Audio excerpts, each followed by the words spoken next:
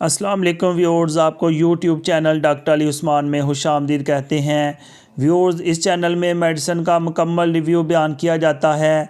Medicine की indications, contraindications, side effect, adverse effect के बारे में डिटेल के साथ बयान किया जाता है। व्यूअर्स, अगर आप इस चैनल पर न्यू हैं और अभी तक हमारे चैनल को सब्सक्राइब नहीं किया तो मेडिसिन का मुकम्मल रिव्यू हासिल करने के लिए हमारे YouTube channel doctor Ali Usman को सब्सक्राइब कर लें और बेल आइकॉन पे लाजमी क्लिक करें ताकि जैसे ही न्यू वीडियो अपलोड हो आपको इसका नोटिफिकेशन मिल जाए। व्यूअर्स, आज हम जिस टॉपिक के बारे में डिस्कस करेंगे वो है पीरियड्स प्रॉब्लम या मेंसेस प्रॉब्लम। हर औरत में ये प्रॉब्लम होती है। नॉर्मली फ़ीमेल्स में 12 साल की उम्र से 16 साल की उम्र तक ये पीरियड स्टार्ट हो जाते हैं और तब से लेकर जब तक पीरियड्स बंद होते हैं तब तक ख़वातीन को ये अक्सर प्रॉब्लम रहता है। तो इस तरह के पीरियड्स के प्रॉब्लम का लाजमी पता चलाएं और डॉक्टर से अपॉइंटमेंट लेकर इसकी एग्जैक्ट काज को रूल आउट करवाएं ताकि बाद में मैरिड लाइफ में कोई प्रॉब्लम ना हो। नॉर्मली पीरियड्स का ड्यूरेशन 4 से 5 वीक्स का होता है, लेकिन बाज़ औक़ात ये ड्यूरेशन इससे बढ़ भी सकता है या इससे कम भी हो सकता है। बेसिकली ये अल्लाह ताला ने एक ऐसा सिस्टम बनाया है जो कि रिप्रोडक्शन यानी नस्ल बढ़ाने का एक ज़रिया है।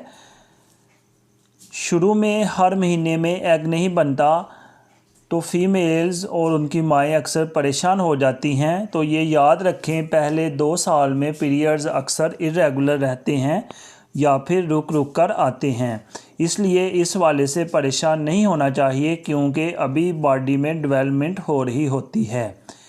अगर लगातार पीरियड्स आते रहें तो ये नुकसान का बायस है क्योंकि ब्लीडिंग में काफ़ी एनर्जी ज़ाया हो जाती है और ये वीकनेस का बायस बनती है। तो इस सूरत में डॉक्टर के पास लाजमी विज़िट करें और इसकी एग्जैक्ट काज रूल आउट करवाएं ताकि इसका हल निकाला जा सके। या पीरियड्स अगर बहुत कम आएँ तो ये भी प्रॉब्लम हो सकता है। बाज़ औक़ात पीरियड्स जो हैं वो बहुत दर्द वाले होते हैं और रुक रुक कर आते हैं। इस सूरत में डॉक्टर के पास लाजमी विज़िट करना चाहिए ताकि एग्जैक्ट काज का पता चल सके। अक्सर डॉक्टर के पास जब चेकअप करवाने जाएं तो डॉक्टर कहते हैं कि यूट्रस के अंदर या ओवरी के अंदर पानी की थैली है। बेसिकली ये एक डिज़ीज़ है जिसको साइंस में हम पीकॉस या पॉलीसिस्टिक ओवरिन सिंड्रोम बोलते हैं। पॉलीसिस्टिक ओवरिन सिंड्रोम में ये होता है कि ओवरी जो जहाँ पे एग बनता है, इस डिज़ीज़ में एग नहीं बन पाता या बहुत सारे एग बन जाते हैं जो कि नॉन फंक्शनल होते हैं। तो इसको जो है पानी की थैली नहीं कहना चाहिए। बेसिकली अगर इसको आम ज़बान में बयान करना है तो ये कहना चाहिए कि ओवरी के अंदर जो एग बनते हैं वो बाहर नहीं निकलते, वहीं पे जमा हो जाते हैं जो कि कॉम्प्लिकेशन कॉज करते हैं। अगर कुछ फीमेल्स कहती हैं कि उन्होंने सारे टेस्ट करवाए हैं, सब टेस्ट उनके नॉर्मल हैं, अगर ऐसी सूरत हाल हो तो याद रखें ये कुछ न्यूट्रिएंट्स की डेफिशिएंसी की वजह से हो सकता है, जैसे कैल्शियम, आयरन, फोलिक एसिड या बी कम्प्लेक्स की कमी की वजह से ये प्रॉब्लम हो सकता है।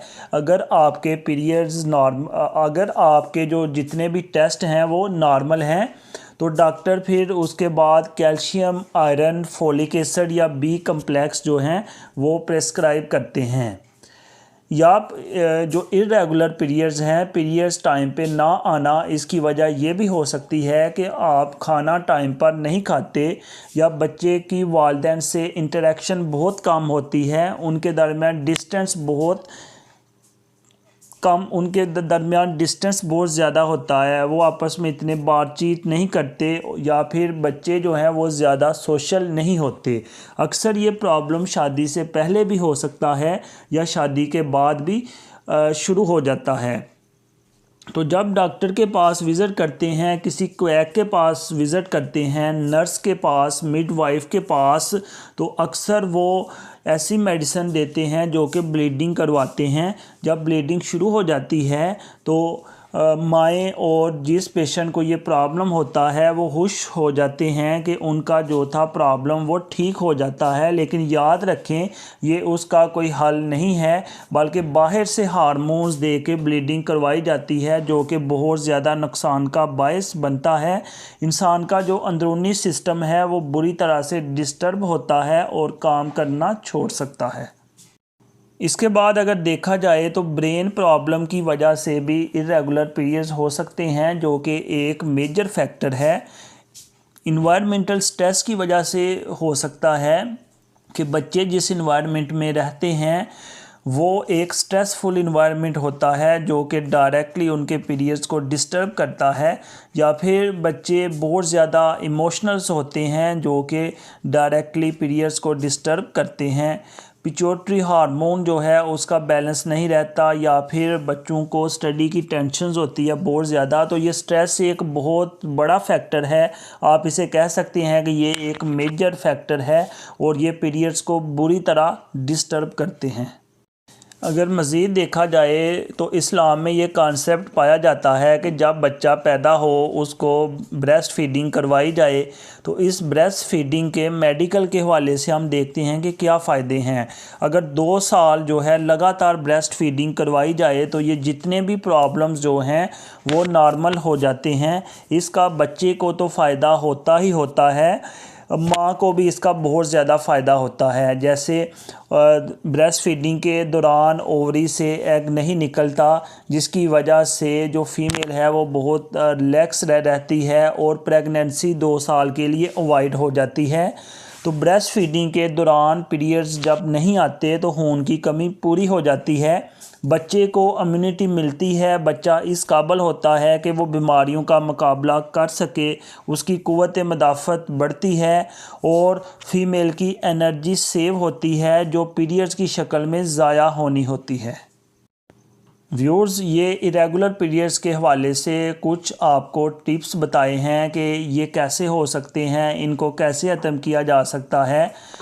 तो व्यूअर्स, अगर आपको हमारी ये वीडियो पसंद आई है तो हमारे YouTube channel doctor Ali Usman को सब्सक्राइब करें और बेल आइकॉन पे लाजमी क्लिक करें, ताकि जैसे ही न्यू वीडियो अपलोड हो आपको इसका नोटिफिकेशन मिल जाए।